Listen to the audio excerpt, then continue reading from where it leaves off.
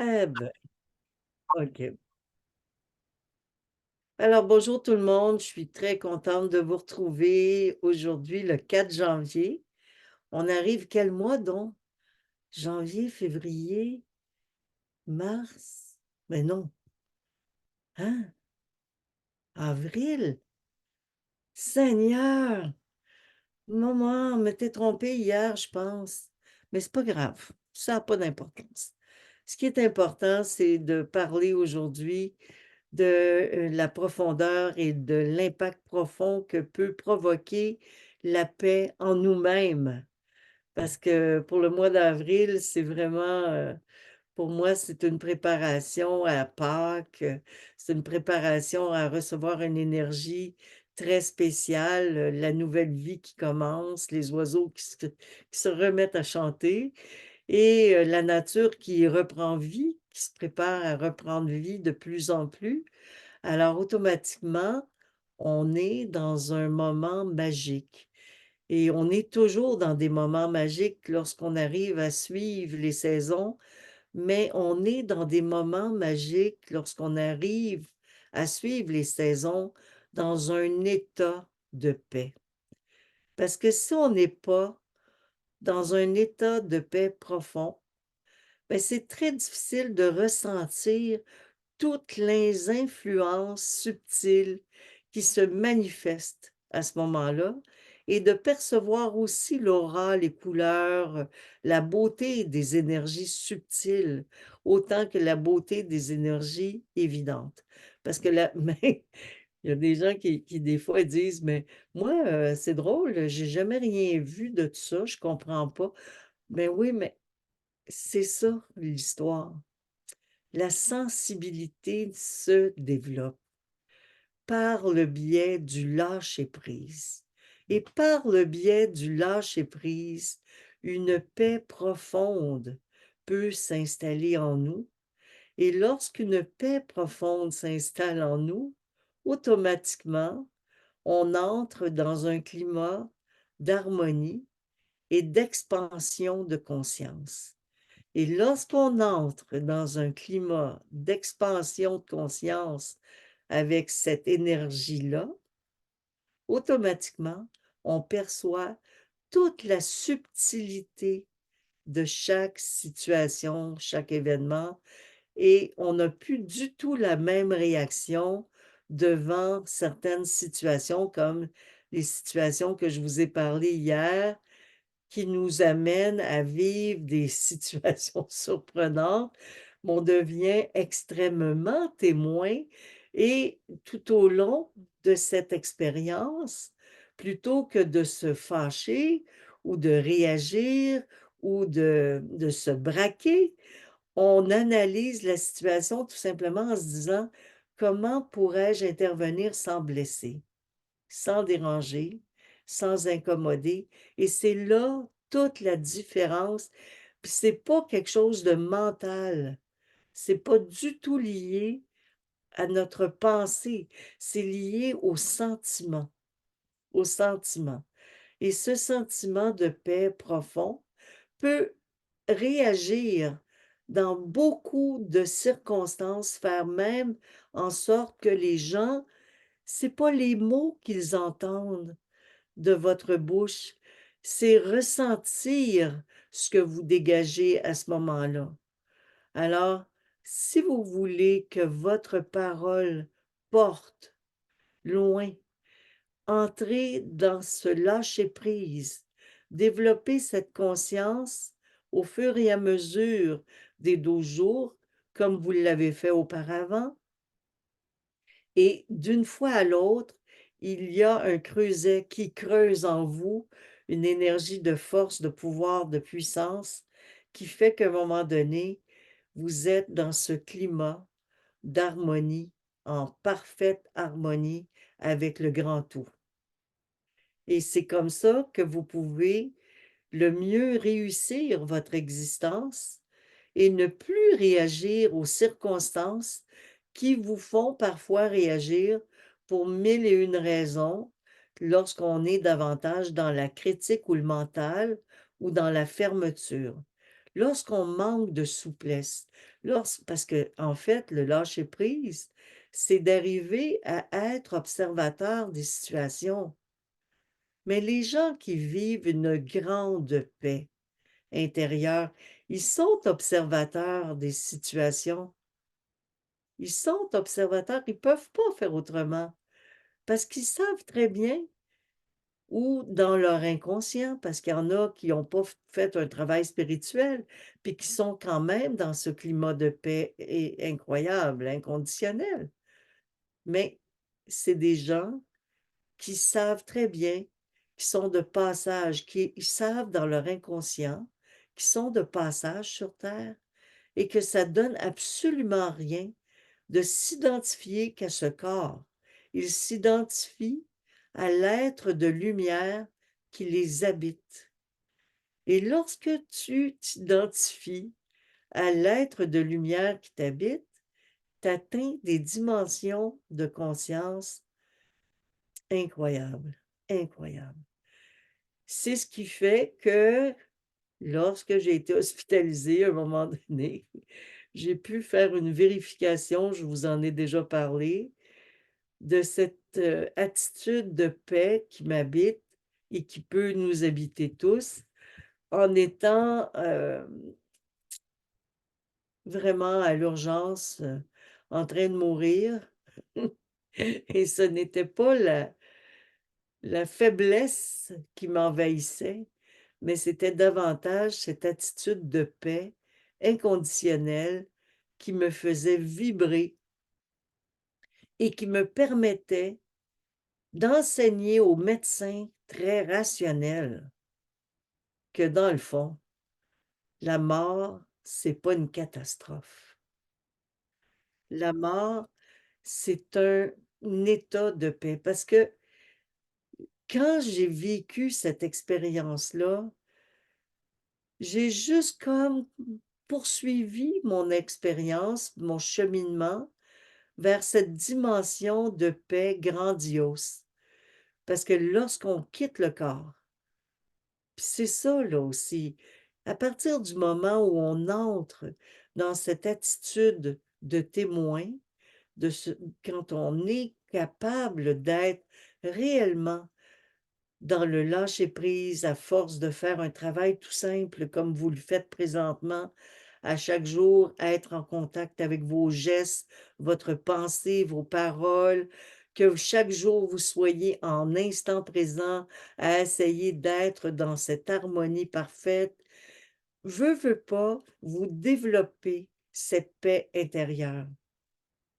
Puis cette paix intérieure est comme une quintessence qui vous porte. Puis il y a différentes formes de paix. Il y a différentes formes de paix. Il y a des paix profondes, extrêmement profondes. Et ça, j'avais vécu ça, moi, ces paix profondes-là, mais pas de la même manière quand je suis morte à l'âge de, je sais pas quel âge j'avais, à 4 5 ans. Quand je suis morte à l'hôpital à plusieurs reprises, ben, je l'avais vécu à différents moments dans ma vie parce que j'ai été souvent appelée à vivre ça justement pour être capable d'en parler, il faut le vivre, hein.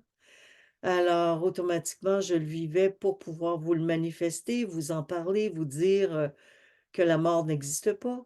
Mais cette fois-là, quand je l'ai vécu, j'ai touché l'inimaginable, l'inimaginable, l'inimaginable paix, l'inimaginable pouvoir de cette paix grandiose, de ce silence, de cette harmonie, de cette quintessence qui n'est pas une peur, qui ne devrait jamais être habitée par la peur.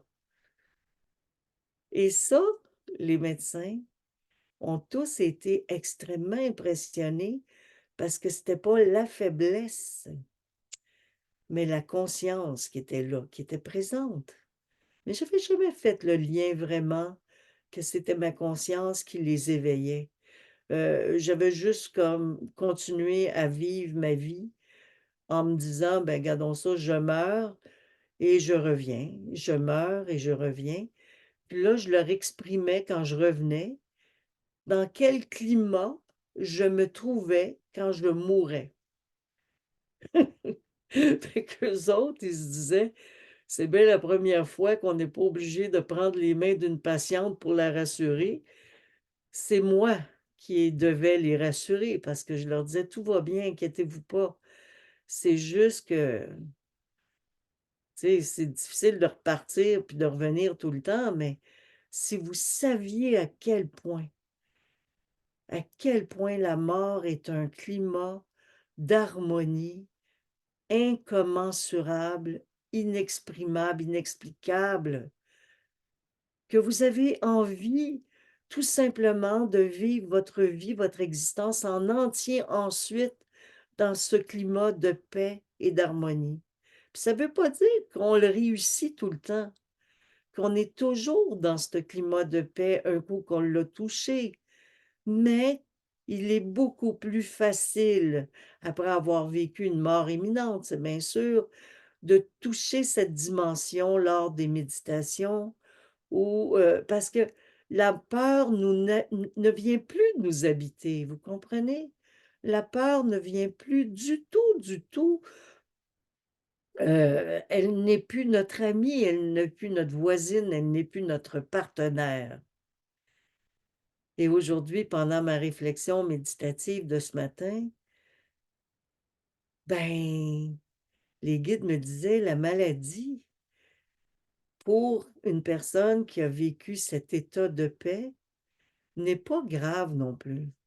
Elle est acceptable, tout simplement, parce que les personnes qui arrivent à toucher cette quintessence de paix, mais s'identifient plus à ce corps.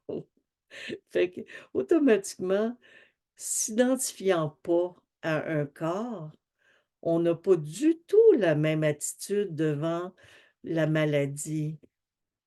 Devant la maladie, devant l'inconfort physique. On rentre dedans, tout simplement. On l'examine, on l'observe. Alors, c'est ce que je suis en train de vous expliquer. Moins la peur vous habite, à moins éliminez-la, la peur complètement de votre vie.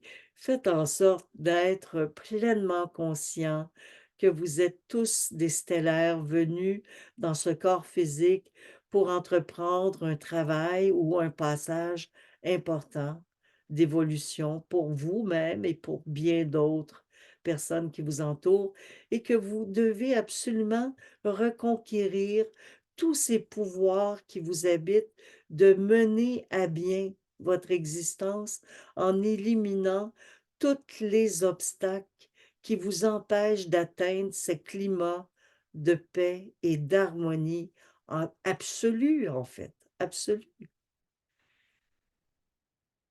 Puis à ce moment-là, c'est sûr que par moment, vous allez avoir des rechutes, c'est clair.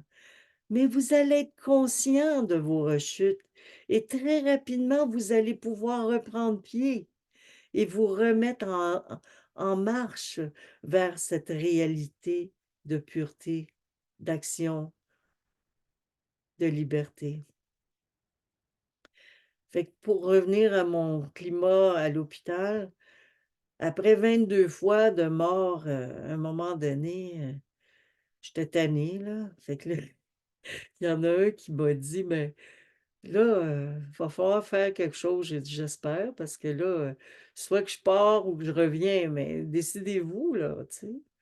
Faut arrêter de me ramener si j'ai à mourir. Puis si j'ai à mourir, ben, ou si vous pouvez faire de quoi, faites de quoi, mais si j'ai à rester, je vais rester. Mais c'est pas à moi de décider ça, c'est comme, fait que là, ils m'ont dit qu'est-ce qu'il allait faire, puis j'ai dit: «C'est bien correct. Faites-le, je suis d'accord, faites-le». Alors, ils m'ont installé un pacemaker qui empêchait mon cœur de s'arrêter, mais un pacemaker extérieur. Et là, je montais en ascenseur pour aller en l'opération, puis en montant, je suis morte encore une autre fois, puis bon Dieu. Puis là, je me disais: «Seigneur, hey, Une chance que ça m'arrive à moi, sacrebleu, parce que je connaissais, puis toute ta pensée demeure en place, et c'est ça que je veux vous exprimer aujourd'hui, que ce climat de paix, quand vous l'avez atteint, quoi qu'il vous arrive, ben, surtout dans des moments pareils, là, vous pouvez aller loin dans la vérification de ce climat. Est-ce qu'il est réel? Il est authentique? Est-ce qu'il vibre en vous? Est-ce que c'est la seule et unique conviction qui vous habite? Eh oui, eh oui, vous pouvez le vérifier. Puis c'est pour ça que moi, je crois que des expériences, quelles qu'elles soient, ce sont des expériences bénéfiques qui vous obligent à lâcher prise de la peur et entrer justement dans cette foi inébranlable qui nous est propre à chacun d'entre nous et qui nous amène dans un lâcher-prise, d'une acceptation, d'une puissance tellement grande qui nous fait vérifier jusqu'où on peut aller dans cette spiritualité de foi, dans cette conscience.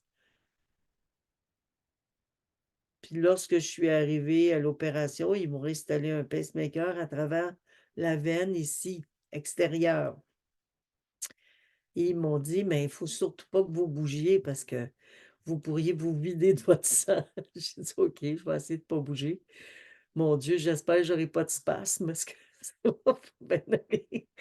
Mais bon, alors c'est ça. Mais vous savez quoi?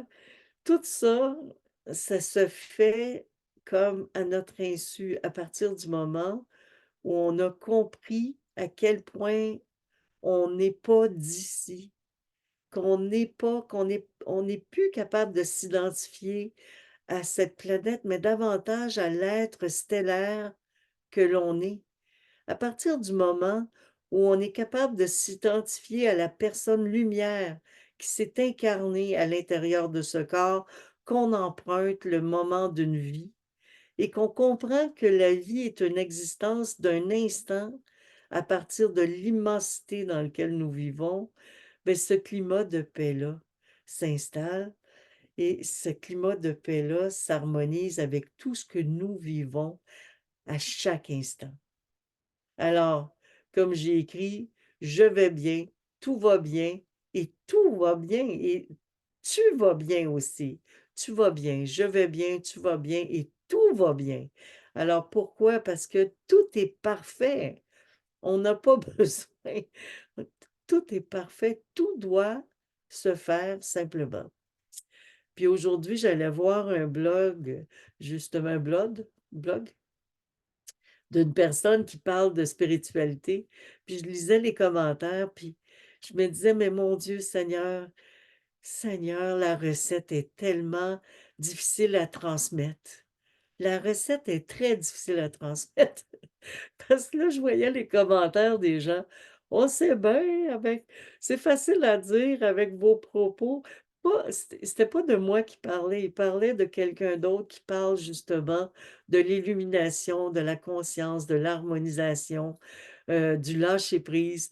Puis il y avait tellement de monde bloqué dans le mental puis dans le peur à dire qu'ils ne pouvaient pas considérer ça comme étant une vérité étant donné qu'il y avait encore du monde sur la planète qui mourait à cause qu'il y avait encore des gens qui étaient dans la misère.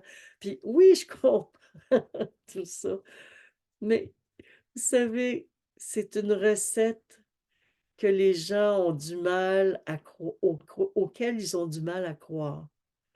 Mais je vous garantis que plus nous serons nombreux à pratiquer cette recette, à mettre en place chaque ingrédient de cette recette par le biais de l'attitude de conscience que nous pouvons développer à chaque instant et par cette attitude d'oublier la peur, de, de tout le temps, tout le temps, tout le temps la désamorcer au fur et à mesure, en apprenant à méditer, à respirer, à lâcher prise, des difficultés, à toujours être l'observateur de problèmes qui vient vers nous comme étant une expérience et non pas une défaite, de ne plus vivre en dualité. Au fur et à mesure que nous serons nombreux à mettre tous ces ingrédients ensemble pour cette magnifique recette, ben on changera l'humanité. Parce que c'est ça aussi que je trouve merveilleux, c'est que mes guides me disaient, c'est pas les mots qui changent les choses, c'est la vibration. Hein? Fait que si vous êtes dans cette vibration de conviction, si vous êtes vous autres, là, dans cette conviction d'harmonie, puis que lorsqu'il vous arrive quelque chose, une situation problématique, puis que vous avez une réaction tout simplement témoin et non pas guerrière, veut pas, la personne qui est devant vous va le sentir, même si elle ne le dit pas, même si elle continue son vocabulaire mental négatif, ça n'a pas d'importance. Tôt ou tard, elle va ressentir cette vibration et ça va aider toute personne autour de vous à changer. Parce que c'est pas les mots qui changent. C'est pas les mots qui changent les choses. C'est la vibration et l'état dans lequel on est qui fait toute la distinction. Alors, plus on abandonne nos peurs, nos guerres, nos conflits, nos débats négatifs, plus on oublie et on pardonne, plus on s'élève. Plus s'élève en nous et creuse en nous cette paix de moment inconditionnel d'harmonie et d'amour. Ouais. Et plus vous êtes conscient, vous devenez conscient de jour et de nuit, de tout ce que vous vivez, de tout ce que vous entreprenez et de toutes vos vies parallèles, parce qu'on en a des milliers de vies parallèles. Allez pas vous imaginer qu'on vit qu'ici seulement, là. Mais c'est pas grave. Ça n'a pas d'importance. Ce qui est important, c'est celle que vous vivez maintenant ici. C'est celle-là qui est importante. Alors, faut tout simplement, plus vous êtes le maître à bord de votre navire. Et c'est à vous de faire en sorte que cette navigation vous porte vers les plus hautes vibrations, les plus hautes sphères.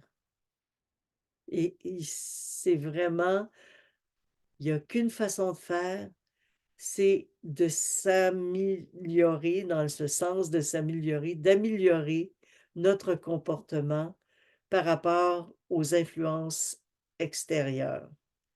Ne pas vouloir changer les influences extérieures, mais se changer face aux influences extérieures. Changer notre réaction face aux événements extérieurs. Sourire à l'extérieur, aimer à l'extérieur, apporter à l'extérieur, donner à l'extérieur, soutenir l'extérieur et arrêter de vouloir qu'on nous considère. Cesser de vouloir obtenir, apporter. C'est beaucoup plus puissant de donner que de prendre. Puis plus vous allez apporter, plus vous allez donner, plus vous allez acquérir de grandes forces. Plus vous allez ressentir de grandes joies, de grand bonheur. La nuit dernière, j'ai rêvé à mon père. Mmh. C'était, vraiment un moment très, très touchant parce que moi, mon père, quand il est mort, c'était vraiment pas drôle.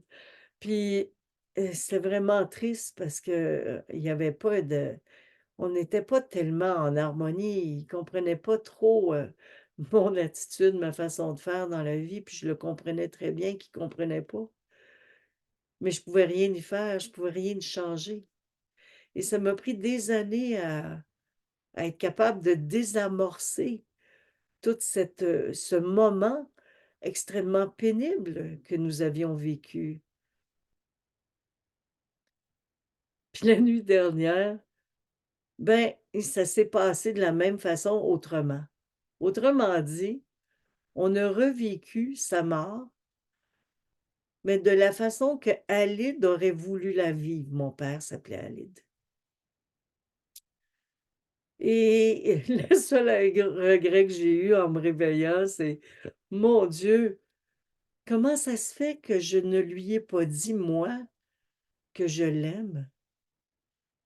C'est lui qui me l'a dit, tu sais. Puis là, j'étais tellement étonnée qu'il me dise ça.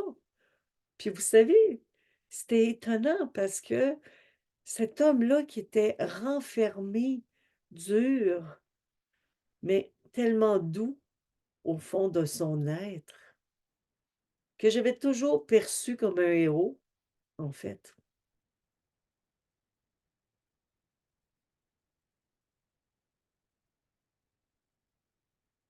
C'est ça la vie, apprendre à pardonner, à aimer et recevoir.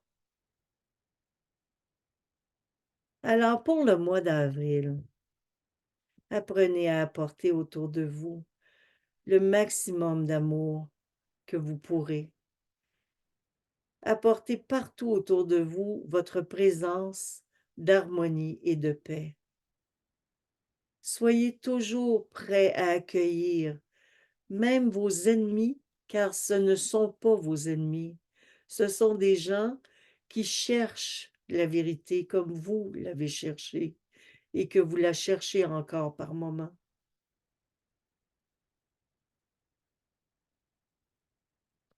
Soyons conséquents.